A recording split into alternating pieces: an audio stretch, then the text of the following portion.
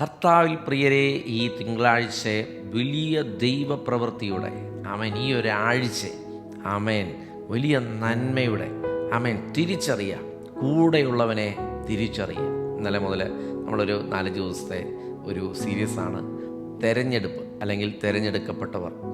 ദൈവത്താൽ തിരഞ്ഞെടുക്കപ്പെട്ടവരുടെ മേലുള്ള ദൈവത്തിൻ്റെ പദ്ധതി മാനുഷികമായിട്ടുള്ളതല്ല, ആത്മീയമായിട്ടുള്ളതാണ്. നിന്നെക്കുറിച്ചുള്ള സ്പിരിച്വൽ അല്ലെങ്കിൽ നിന്നെ വർദ്ധിപ്പിക്കുക എന്നുള്ളതാണ് ദൈവത്തിൻ്റെ പദ്ധതി നിൻ്റെ ജീവിതത്തിൽ എല്ലാ മേഖലകളിലും.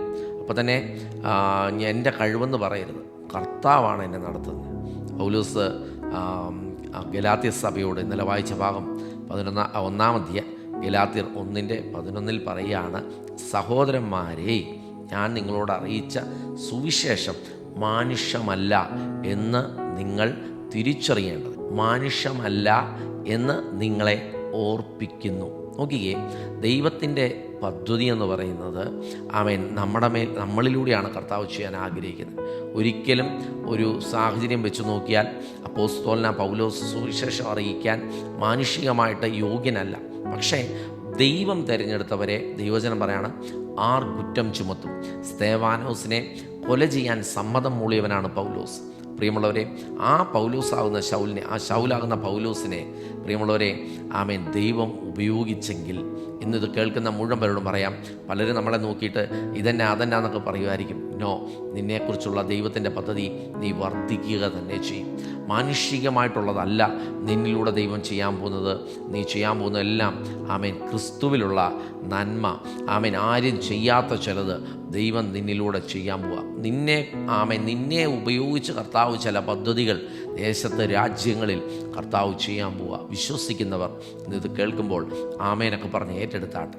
ചില കമൻറ്റുകളൊക്കെ ഇട്ടാട്ടെ, മറ്റുള്ളവർക്ക് അത് വലിയ അനുഗ്രഹമായിരിക്കും.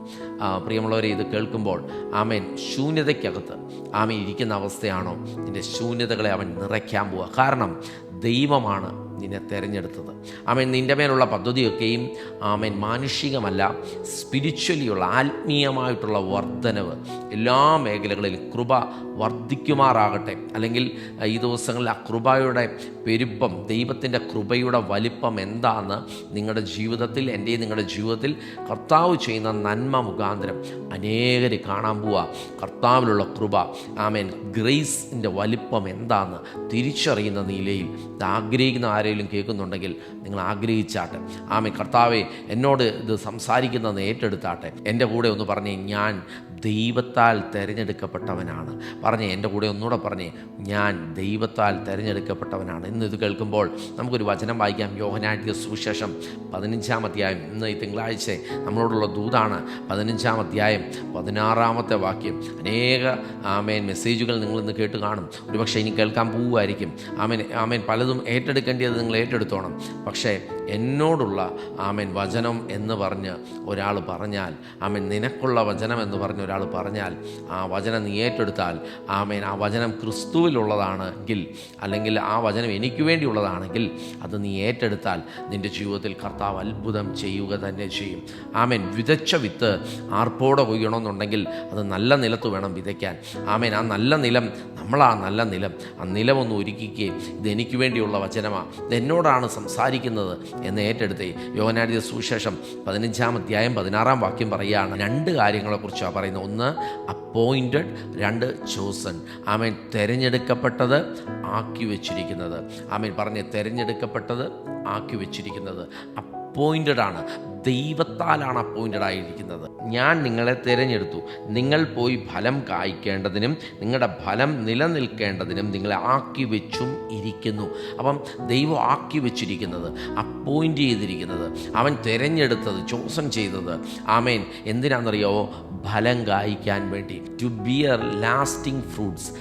നിലനിൽക്കുന്ന, ലാസ്റ്റിംഗ് ആയിട്ടുള്ള ചില ഫലങ്ങളൊക്കെ നിൻ്റെ ജീവിതത്തിൽ വന്നു, അത് പക്ഷെ കേടുപിടിച്ച് പോകേണ്ട അവസ്ഥയിലേക്ക് പോയി. പ്രിയമുള്ളവരെ, ഇല്ല, ഈ ഫലത്തിന് ചില പ്രത്യേകതയുണ്ട്. ഇത് ലാസ്റ്റ് ചെയ്യുന്നതാണ്.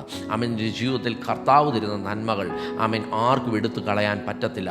ദുഷ്ടന് മോഷ്ടിക്കാൻ പറ്റത്തില്ല. ദുഷ്ടപിശാചിന് അത് മോഷ്ടിക്കാൻ പറ്റത്തില്ല. കാരണം ഇത് ദൈവീകമായ നന്മയാണ്.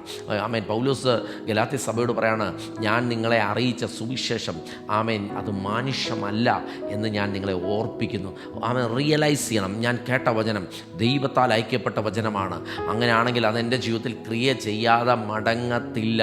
ദൈവവചനം യേശു പറയാണ്, നിങ്ങളല്ല എന്നെ തിരഞ്ഞെടുത്തത്, ഞാനാണ് നിങ്ങളെ തിരഞ്ഞെടുത്തത്. എന്തിനാണ് തിരഞ്ഞെടുത്തത്? നിങ്ങൾ പോയി ഫലം കായ്ക്കേണ്ടത്. ആമേൻ. ദൈവം എന്നെ ചൂസൻ ചെയ്തു, പറഞ്ഞ് എന്നെ തിരഞ്ഞെടുത്തു. ദൈവം എന്നെ അപ്പോയിൻ്റ് ചെയ്തു.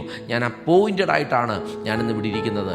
എനിക്കറിയാം ദൈവത്താൽ അപ്പോയിൻറ്റഡ് ആയിട്ടിരിക്കുന്ന വ്യക്തിയെ ആർക്കും എടുത്ത് മാറ്റാൻ പറ്റത്തില്ല. ഒരു കമ്പനിയിൽ നമ്മളെ അപ്പോയിൻ്റ് ചെയ്യുക എന്ന് പറഞ്ഞാൽ ആ കമ്പനിക്കൊരു ലക്ഷ്യമുണ്ട്. ആമേൻ. അതുപോലെ തന്നെ ആമേൻ, ദൈവരാജ്യത്തിൻ്റെ അകത്ത് കർത്താവ് എന്നെ അപ്പോയിൻ്റ് ചെയ്തിട്ടുണ്ടെങ്കിൽ എന്നെക്കുറിച്ച് ആത്മീയമായ വർധനവ്, കൃപാവരങ്ങൾ കൊണ്ട് നിന്നെ ദൈവം വർദ്ധിപ്പിക്കും. എല്ലാ മേഖലകളിൽ നീ തൊടുന്നതൊക്കെയും അനുഗ്രഹിക്കപ്പെടും. ദൈവം അപ്പോയിൻ്റ് ചെയ്തതാണെന്ന് മറ്റുള്ളവർ കാണുന്ന നിലയിൽ ദൈവം നിന്നെ മാനിച്ചിരിക്കും. ഓർത്തോണം, ഈ പദ്ധതി ഇത് കേൾക്കുന്ന മുഴുവനോടും പറയാം, ഇത് നിനക്ക് വേണ്ടിയുള്ളതാണ്. നിൻ്റെ ഡെയിലി ആയിട്ടുള്ള എല്ലാ ദിവസവുമുള്ള നന്മയെക്കുറിച്ചാണ് ദൈവവചനം പറയുന്നത്. നീതിയാണ് നിന്നെ ഓരോ ദിവസവും നടത്തുക എന്നുള്ളത്. നിങ്ങളല്ല എന്നെ തിരഞ്ഞെടുത്തത്, ഞാനാണ് നിങ്ങളെ തിരഞ്ഞെടുത്തത്. അപ്പോൾ ഡെയിലി കാര്യങ്ങൾ, ഈ ആഴ്ചത്തെ ഡെയിലി ഓരോ ദിവസവുമുള്ള നന്മ ദൈവം നിനക്ക് വേണ്ടി ഒരുക്കി വെച്ചിട്ടുണ്ട്. ഇത് കേൾക്കുന്ന മുഴുവൻ പേരും ഒന്ന് ഏറ്റെടുത്തേ. എൻ്റെ ഉത്തരവാദിത്തം കർത്താവിനാണ്. ഇത് കേൾക്കുന്നവരുടെ കാര്യം ഞാൻ ഈ 100% ഗ്യാരണ്ടി ഞാൻ പറയാം. ഇത് കേൾക്കുന്നവരുടെ ജീവിതത്തിലെ മുഴുവൻ ഉത്തരവാദിത്വവും കർത്താവിനാണ്. ഒരു ആമേൻ പറഞ്ഞ് ഏറ്റെടുത്തേ. ആമേൻ. എൻ്റെ ഉത്തരവാദിത്തം, ഒത്തിരി ഉത്തരവാദിത്തങ്ങൾ ഏറ്റെടുക്കുന്ന ആരൊക്കെ ഇത് കേൾക്കുന്നുണ്ട്. ആമേൻ. ഞാൻ ചെയ്തിട്ട് അങ്ങോട്ട് എനിക്ക് ക്ഷീണമാ, അല്ലെങ്കിൽ എൻ്റെ ഷോൾഡറിൽ ചുമക്കാൻ മേലാത്ത ഭാരമെടുത്ത് നിൽക്കുന്ന ആരൊക്കെ ഉണ്ട്. പ്രിയമുള്ളവരെയും ആമേൻ, ആ ഭാരം നാളുകളായി വർഷങ്ങളായിട്ട് എടുക്കുന്നതാണ്. ആമേൻ. നിന്നെ സഹായിക്കാൻ ഒരു പരിശുദ്ധാത്മാവുണ്ട്. 1, 2 യേശു പറയാണ്, നിങ്ങളല്ല എന്നെ തിരഞ്ഞെടുത്തേ, ഞാനാണ് നിങ്ങളെ തിരഞ്ഞെടുത്തത്. എന്തിനാണ് തിരഞ്ഞെടുത്തത്? Lasting fruits. ആമേൻ. നിൻ്റെ ജീവിതത്തിൽ ഫലങ്ങൾ ഈ ദിവസങ്ങളിൽ ആർക്കും ലഭിക്കാത്തത്, ആർക്കും കൊടുക്കാൻ മേലാത്ത നിലയിലുള്ള നന്മകൾ ദൈവം നിൻ്റെ ജീവിതത്തിൽ നിറയ്ക്കാൻ പോവുക. വിശ്വസിക്കുന്നവർ ഇന്ന് ഇത് കേട്ടുകൊണ്ടിരിക്കുമ്പോൾ ഏറ്റെടുത്താട്ടെ. ദൈവശക്തിയിൽ കാക്കപ്പെടുന്ന ഞാനും നിങ്ങളും ഇത് ഏറ്റെടുക്കുമ്പോൾ നിങ്ങൾ ഒറ്റയ്ക്കല്ല, അസാധ്യമായതില്ല. ദൈവം നമുക്ക് വേണ്ടിയുണ്ട്. നമുക്കൊരു നിമിഷം സമർപ്പിക്കാം. ആ തിരഞ്ഞെടുത്തവൻ എനിക്ക് വേണ്ടിയുണ്ട്, എനിക്ക് വേണ്ടി പ്രവർത്തിക്കാൻ മതിയായവനാണ്. ഏറ്റെടുക്കുന്നവർ, വിശ്വസിക്കുന്നവർ കണ്ണുകളെ അടയ്ക്കാം, കർത്താവിൻ്റെ കരങ്ങളിലേക്ക് സമർപ്പിക്കാം.